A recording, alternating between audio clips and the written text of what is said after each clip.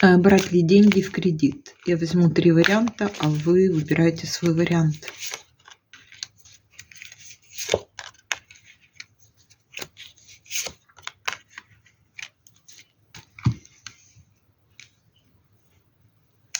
Я открываю сразу 3 карты все. И смотрим. В первом варианте, да, можно. Особенно если это деньги для каких-то документов, для учебы, либо для чего-то материального, осязаемого, того, что вы 100% получите. Второй вариант.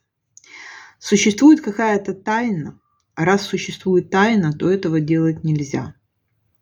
Какой-то тайный подвох существует. И в третьем варианте на ваших чувствах играют и готовится подвох.